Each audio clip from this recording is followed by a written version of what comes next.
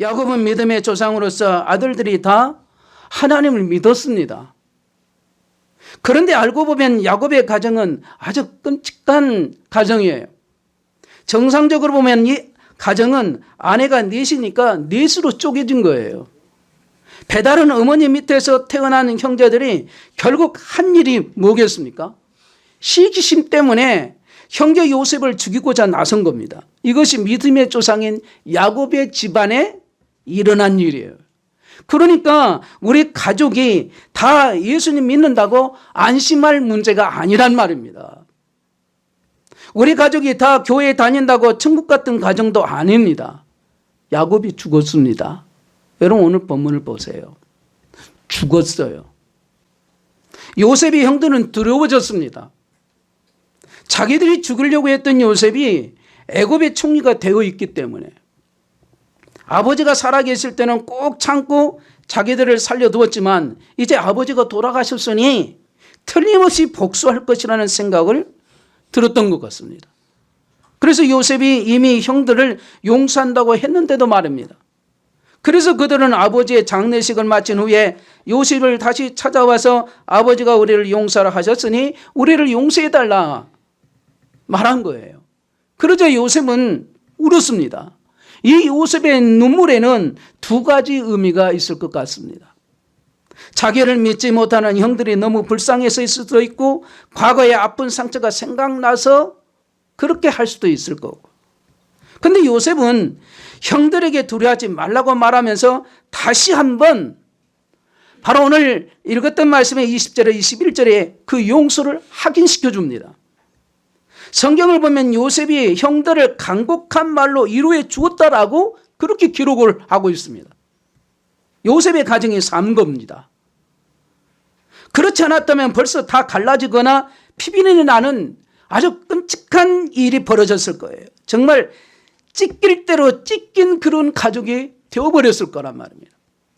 그런데 요셉은 용서를 통해서 하나님이 온 세계를 구원하실 이스라엘 민족을 이루었어요. 바로 이 가문이 예수님이 태어난 가문이에요. 한 가문이 믿음으로 뒤바뀌는 일이 한 사람의 용서로 일어나는 겁니다. 여러분 이것이 하나님의 은혜예요. 예수님이 우리 안에 오셔서 우리와 한 몸이 되셨습니다. 무엇이 더 큰 은혜입니까? 그 이해할 수 없는 십자가 은혜를 받은 사람은 품지 못할 사람이 없고 치유 안 될 상처가 없습니다. 하나님의 은혜는 우리 가정의 모든 문제를 해결할 수 있는 은혜예요. 그런 은혜를 여러분이나 저나 우리 모두가 이미 받은 겁니다. 예수님을 진짜로 믿는다면 말입니다. 용서의 사건은 정말 힘들고 고통스러운 일이에요. 남의 이야기할 때는 잘 모르지만 막상 자기의 구체적인 문제가 되면 밤잠을 설치게 되고 피눈물을 흘립니다. 그런데 우리는 반드시 기억해야 합니다. 용서가 은혜고 용서의 은혜가 성도들의 가정을 복되게 만든다는 사실을 말합니다. 가족 사이의 용서는 회개하지 않았는데도 용서하는 겁니다. 우리는 흔히 용서의 문제와 관련해서 해결을 했는가 안 했는가 그렇게 문제를 굉장히 중요하게 따집니다. 그러나 여러분은 알아야 할 건 가족들 사이에 회개가 했으면 용서하지만 회개하지 않아서 용서할 수 없다면 그 가정은 더 이상 가족이 아니에요. 하나님은 우리가 회개했기 때문에 용서하셨나요? 예수님 믿고 은혜 받고 눈이 띄어서 하나님 앞에 회개한 것이지 그 전에는 완악한 대로 완악한 상태예요. 회개하기 전에 이미 용서를 받은 거예요. 바로 이러한 용서가 우리 가정에 우리 가족들에게 있어야 된단 말입니다. 만약 회개하지 않으면 절대로 용서할 수 없다고 한다면 가족 중 누군가가 용서할 기회를 영영이 다 놓쳐버리고 말아요. 누군가를 용서한다는 게 아주 중요하단 말이에요. 그 사람이 회개하지 않으면 어떤 일이 벌어지겠습니까? 만약에요, 죽게 되었을 때, 즉 이 세상을 떠나 하나님 앞에 서게 될 때 잘못한 그가 용서받지를 못한 채로 하나님 앞에 가서 서게 되든지, 내가 용서를 하지 못하고 하나님 앞에 가서 서게 된단 말입니다. 그럴 때 어떻게 하냐 말이에요. 이거 얼마나 끔찍한 일이에요. 내가 용서하지 못한 내 가족이 그곳에 가 있다. 하나님 앞에 갔을 때 예수님 믿는 우리에게는 미워하는 것도 죄예요. 용서하지 않는 것도 죄입니다. 우리 가정에 어떻게 하면 용서의 은혜가 충만할 수 있을까요? 답은 하나입니다. 용서를 의무라고 생각하면 못합니다. 용서를 노력해서 하려고 하면 못합니다. 그것은 우리의 본성을 거슬리는 일이에요. 저절로 되어야 용서예요. 어떻게 저절로 용서할 수 있습니까? 단 하나, 자신이 십자가에 넘치는 그 은혜 아래 있어야 가능한 거예요. 하나님은 우리가 다시는 습관적인 죄, 은밀한 죄를 짓지 않고 깨끗하고 반듯하게 살기를 원하셔요. 그러나 하나님이 걱정하신 게 있습니다. 나는 깨끗하게 사는데 왜 너는 더럽냐? 나는 잘하는데 왜 너는 못하냐? 나는 너하고는 상종 못하겠다. 어떻게 사람이 그럴 수 있어? 이처럼 자기가 바로 살았다고 다른 사람을 정죄하고 판단하는 바리새인과 같은 그런 사람이 되는 거예요. 이것이 정말 무섭습니다. 우리 모두 바르게 사는 건 좋지만 바르게 사는 것 때문에 다른 사람을 생각하고 비난하고 정죄하고 그러지 말아요. 하나님이 저에게 원하신 것은 바로 정결하게 사는 것이라는 것. 저에게. 그러나 동시에 잘못한 사람, 연약한 사람, 무너진 사람을 용서하는 사람이 되는 겁니다. 우리가 용서하면 상대방이 살 뿐만 아니라 상대방도 살지만 나도 살아요. 자신이 산다. 그것이 가정이 사는 길이요. 우리 교회가 사는 길이요. 저와 여러분 각 사람이 사는 길이에요. 용서는 중요하다는 걸 왜 모르는가? 다 알아요. 도무지 용서할 수 없는 고비가 있습니다. 그때 필요한 거 있어요.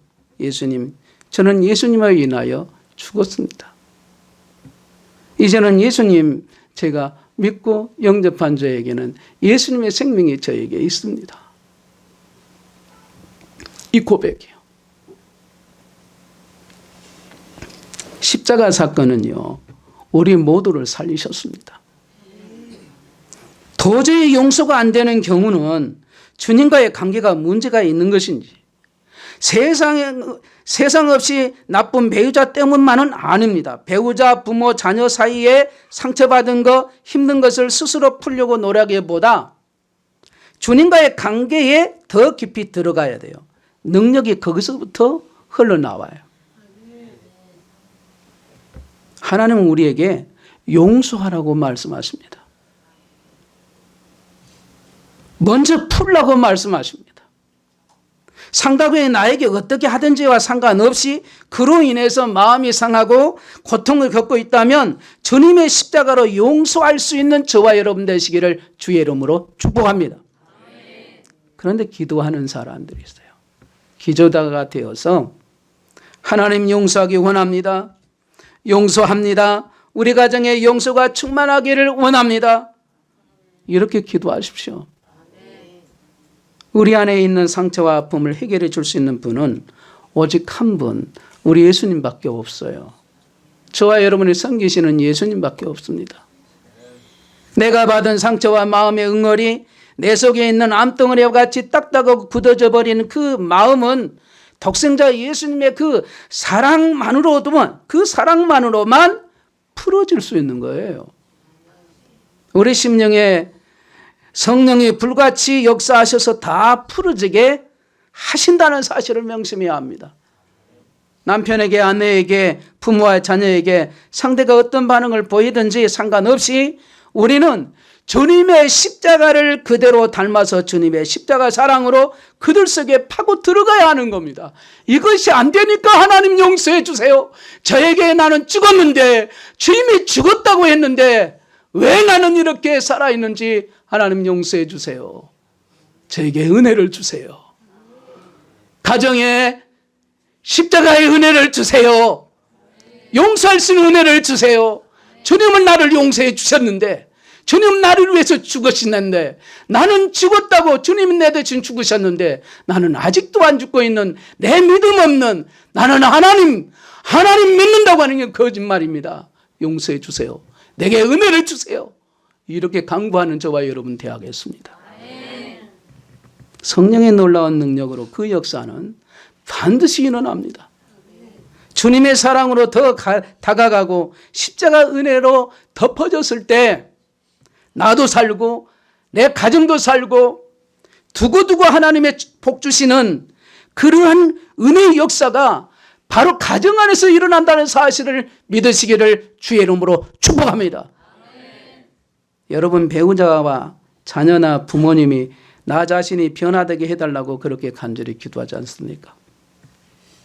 정말 기도를 해요. 우리가 하나님 앞에 가족의 변화를 위해서 기도할 때는 가장 먼저 내가 주 안에 거하고 주님 말씀이 내 안에 거하는지부터 점검해야 하는 거예요. 오늘 예배 드리는 저와 여러분의 영혼은 건강하십니까? 여러분은 평안하십니까? 은혜와 평강이 있기를 주의 이름으로 축복합니다. 그런데 알아야 할 것은 은혜와 평강은 하나님이 주셔야 받을 수 있는 거예요. 예수 안 믿는 사람은 절대 받지 못해요. 가정 안에 풍랑이 일어날 때 십자가의 은혜가 반드시 필요합니다. 여러분, 어떤 배우자가 정말 좋은 사람일까요? 어떤 배우자가 여러분 좋다고 생각하십니까? 답을 제가 말씀드릴게요. 용서할 수 있는 능력 있는 사람이 가장 좋은 배우자예요. 그 사람이 어떤 사람일까요? 은혜의 사람이에요. 그 사람이 말입니다. 살다 보면 누군가에 대해서 평가를 할 일이 생깁니다. 그때 사람을 평가하는 가장 좋은 기준은 얼마나 다른 사람을 품을 수 있느냐예요. 하나님 앞에서 우리 가정을 위해서 기도할 때 나 자신이 정말 좋은 사람 되게 해달라고 그렇게 기도하십시오. 하나님, 제가 좋은 사람 되게 해주세요. 내 가정에서 저 하나 바꾸면 됩니다. 제가 은혜의 사람, 용서의 사람이 되게 해주세요. 사실 이 기도는 배우자나 자녀를 위해서 특별히 무엇을 구하는 것 같지는 않은데 사실은 모든 것을 얻는 기도예요. 하나님이 역사하시기에 가장 좋은 기도 구조 속에 들어가 있기 때문에 그래요. 진심으로 주님 앞에 기도하면 하나님이 구하지 않는 것까지 다 주십니다. 요셉의 형들은 겉으로는 용서를 구했지만 오늘 본문을 자세히 봐보세요. 진정으로 자기의 그 죄를 누이친 것 같지는 않습니다. 이것이 우리가 마주하게 되는 현실이기도 해요. 오늘 본문 말씀 분명히 하죠. 요셉에게 말을 전하여 이르되 당신의 아버지가 돌아가시기 전에 명령하여 이르시기를 너희는 이같이 요셉에게 이르라. 내 형들이 내게 악을 행하였을지라도 이제 바라건대 그들의 허물과 죄를 용서라 하셨나니. 그러니까 형들에게서 보면 그 형들에게서 진심이, 진정성, 진심이 거기서 느껴지지 않습니다. 진심이 없다 이거죠. 아버지가 돌아가셔서도 우리를 용서하신 거 잊으면 안 돼. 이런 식으로 나오니 형들이 진정으로 회개했다고 볼 수 있겠습니까? 그런데 요셉은 깨끗하게 그 형들을 다 용서를 했습니다. 여러분 기억하십시오. 용서는 하나님의 은혜를 체험한 사람만이 할 수 있는 거예요. 하나님의 은혜와 가족들이 자기에게 준 상처를 나란히 놓고 보면 비교가 안 되는 겁니다. 요셉도 마찬가지입니다. 기가 막힐 정도로 고통스러운 세월을 보내면서 정말 놀라운 하나님의 은혜를 체험했습니다. 하나님이 함께 하시고 있기 때마다 도와주시고 지혜를 주셔서 모든 일이 극적으로 다 잘 된 겁니다. 성경은 요셉에게 복주심으로 가능했다. 형통했기 때문이라는 거 말하죠. 이 모든 부분을 보면 전적인 하나님의 은혜였음을 우리는 말씀을 통해서 보게 되죠. 그러니까 요셉이 하나님께 특별히 잘했기 때문이 아니었습니다. 그런데도 하나님은 요셉을 특별히 지켜주셨고 함께해 주셨어요. 그와 동행해 주셨어요. 요셉은 하나님이 어째서 나 같은 자에게 은혜를 주시나 이 사실을 언제 알았습니까? 총리가 되고 난 다음 이후에 알았어요. 깨달았단 말입니다. 하나님이 7년 대기근이 올 때 가족들은 다 구원하라고 하신 일이 있었음을 알게 된 겁니다.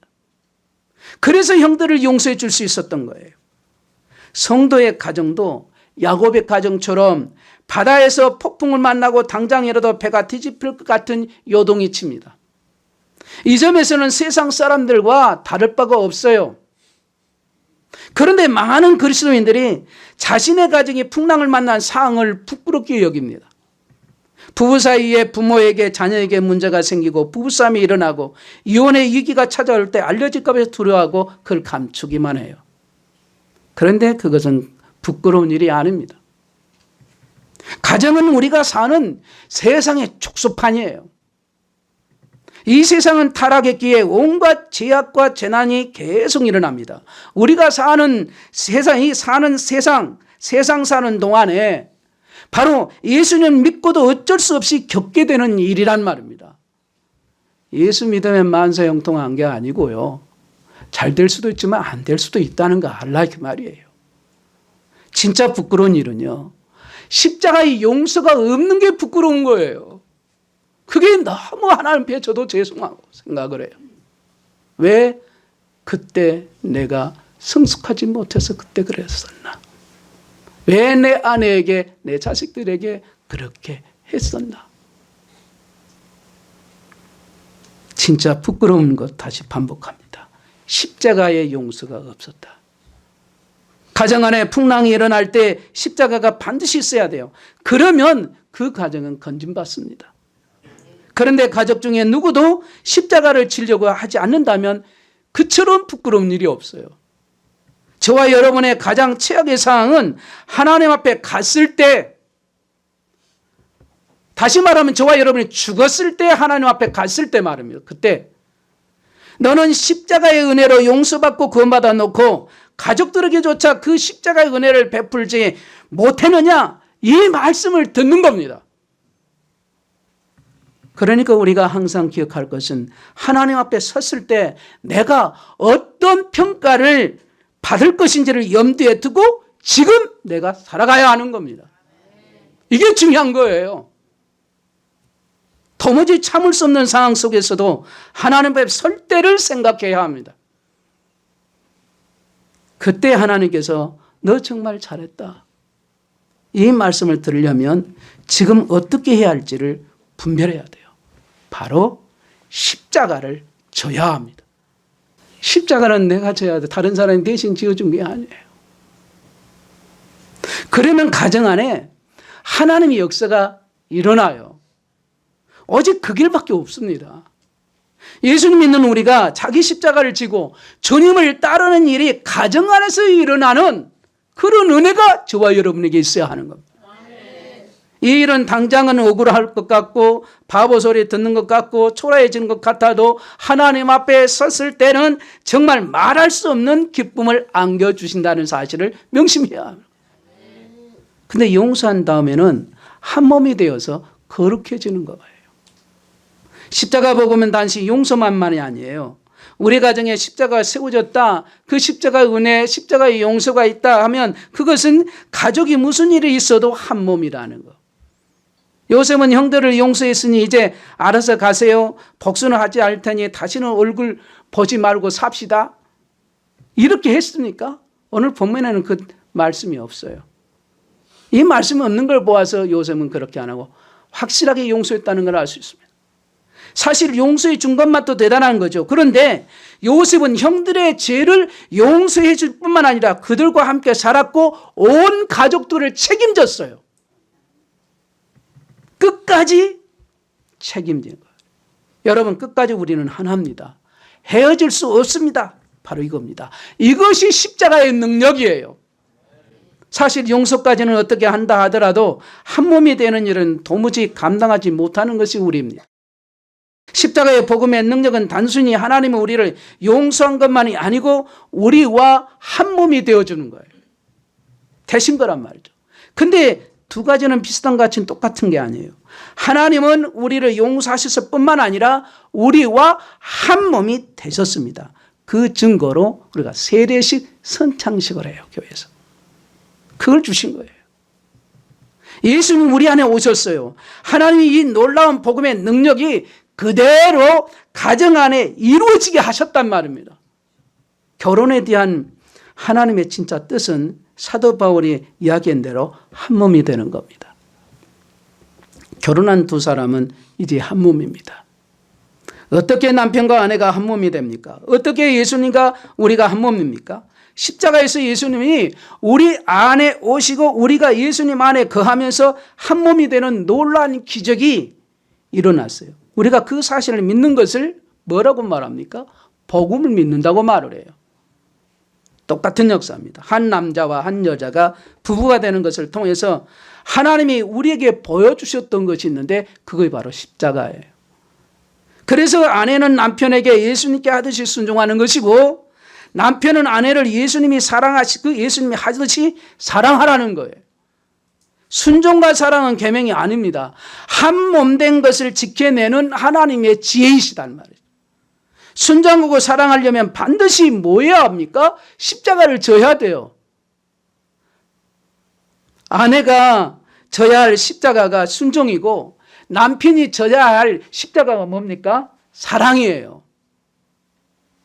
그러면 그 가정은 남편과 아내가 한 몸이 된 구원받는 가정입니다. 만약 부부 사이에 마음에 안 드는 부분이 있다면 새로 갈아 끼우는 것이 아니라 잘 다듬어서 살아야 돼요.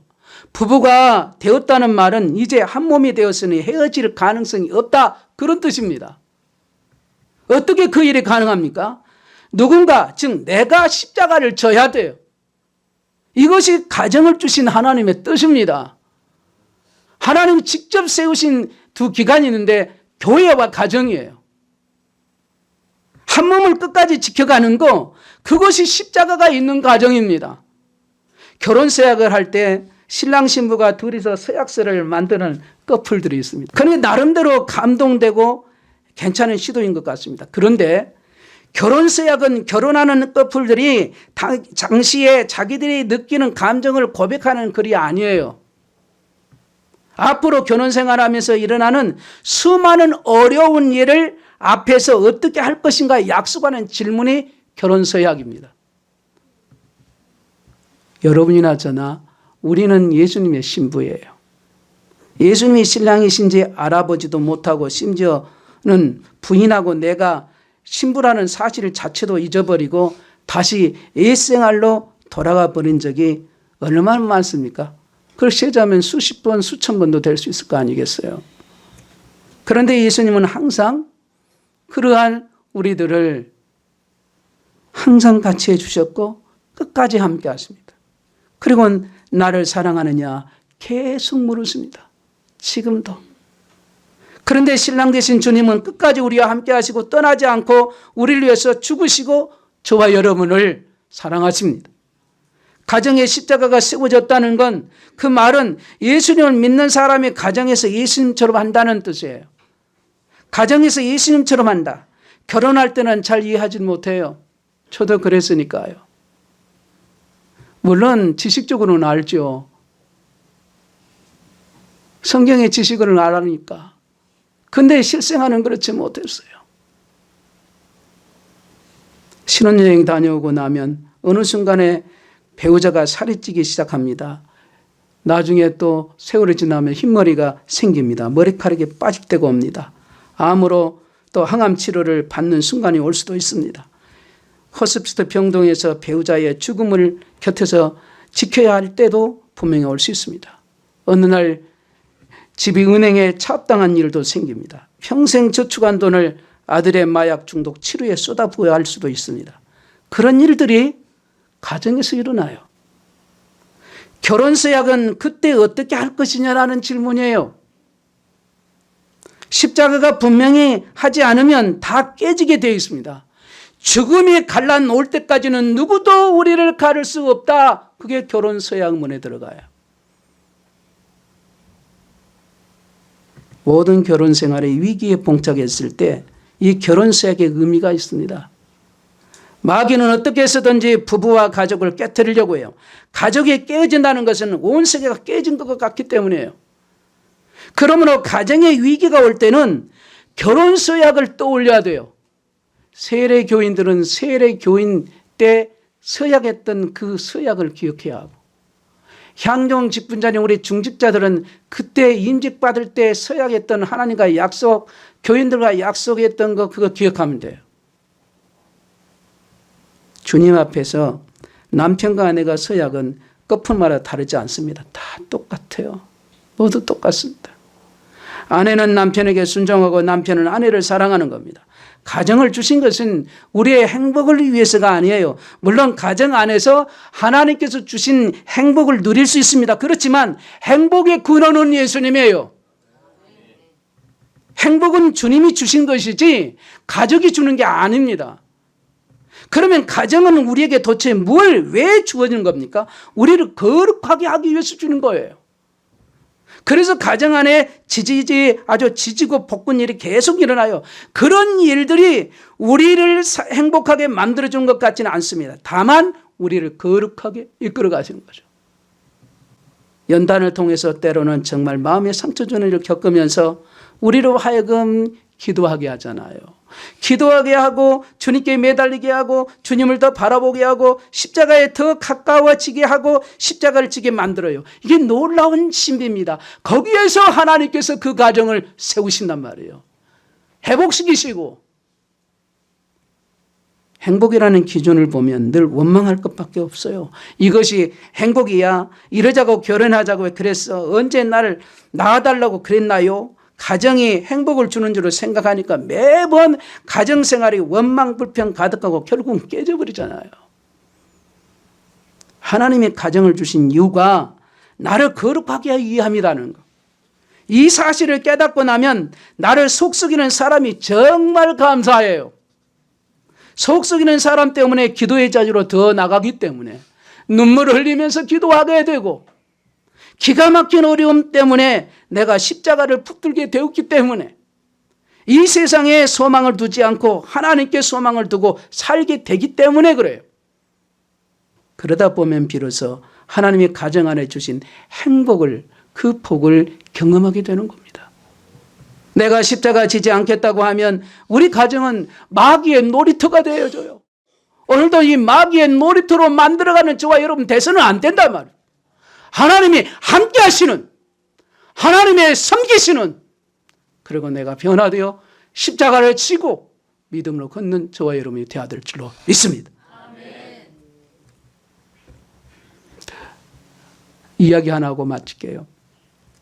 어느 유명한 여자 아나운서가 의사인 청년을 중매로 만났습니다. 다 좋은데 교회는 안 나가는 것이 의미였어요. 교회 다니지 않으면 결혼하지 안 하겠다고 하니까 교회를 다니겠다고 이 청년이 이제 약속을 한 거예요. 근데 그때 두고두고 후회할 결정을 했어요. 교회에 다닌 것을 조건으로 걸었던 거예요. 예수님을 믿는 것을 조건으로 했어야 할 텐데 말입니다. 이게 중요해요. 청년들 잘 들으세요.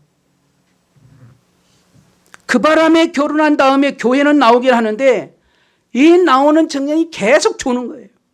남편 입장에서는 약속을 지켰어요. 아내는 계속 그것 때문에 불평이었습니다. 아내의 얼굴이 점점 어두워져 있어요. 남편은 남편대로 쉽지 않았습니다. 약속은 지키니까. 매주마다 교회에 가자 하니까 따라서 가니 얼마나 힘들겠어요. 그래도 대단해요.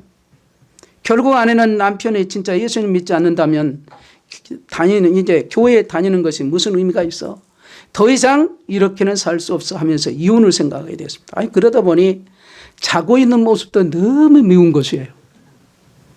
밉게 보이는 거예요. 그런데 어느 순간 갑자기 깨달았어요. 내가 남편을 위해서 한 번 제대로 기도를 했나?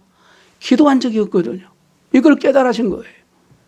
생각해보니까 미워만 하고 요구만 했지 바쁜 아나운서 생활 때문에 기도 생활을 제대로 하지는 못한 것입니다. 근데 이때부터 새벽 기도를 나가기 시작했어요. 양육을 받기 시작했습니다. 이제는 체면 때문에 쉬쉬할 일이 아니라고 생각해서 양육을 해주는 분들과 공동체의 남편을 위한 기도 부탁을 한 거예요. 그런 지 6개월쯤 지나서 기적 같은 일이 벌어졌습니다. 그렇게 믿던 남편이 잠자고 있는데 그렇게 미운 남편이 갑자기 잘생겨 보이고 이쁘게 보이더라고요. 남편이 아내의 얼굴이 또 변한 것을 느꼈어요. 아내가 특유의 명랑함을 회복하는 것을 어느 순간 느꼈습니다. 그 남편의 얼굴에도 웃음이 번지기 시작했어요. 아내의 변화에도 남편의 마음도 점점 신앙으로 바꿔졌어요. 그 남편이 한 말입니다. 예수님 믿는 것이 좋은 것이구나. 처음으로 느꼈던 거예요. 가정 안에 힘들고 어려운 일이 있습니까? 십자가로 쳐야 돼, 십자가를. 가정 안의 문제를 해결하려고 해서는 답이 없어요. 우리의 가정의 구원은 오직 십자가에만 있습니다. 지금 예수님께 답이 있다 이 말이에요. 주님의 십자가로 나가면 용서의 은혜를 받고 주님과 한 몸 되는 은혜를 받습니다. 거기서 모든 힘이 나오는 거예요. 주어지는 거란 말이죠. 하나님이 나를 얼마나 사랑하신지를 느껴야 비로소 다른 사람에게 사랑을 베풀 수 있는 거예요. 내가 먼저 받아야 줄 수 있다 그 말입니다. 그렇게 믿음으로 설 때 우리 가정에 하나님의 은혜와 사랑이 흐릅니다. 그것이 구원을 받은 가정이라 말하시는 여러분 가족들이 다 합니다. 예수 믿는 것이 진짜 좋은 것이라는 사실을 말입니다. 왜입니까? 다른 가정과 완전히 다르기 때문이에요. 그러면 세상을 이룰 힘이 생겨요. 어떤 어렵고 힘든 일이 있더라도 하나님 앞에 섰을 때를 생각하고 판단하는 저와 여러분이 되어야겠습니다. 하나님 앞에 섰을 때를 바라보고 무엇을 해야 할지, 무슨 말을 해야 할지를 결정합시다. 그리고 십자가를 붙잡읍시다. 그리고 예수님과 함께 예수님을 위해서 예수님의 마음으로 우리 가족들을 대하는 저와 여러분 되시기를 주의 이름으로 축복합니다.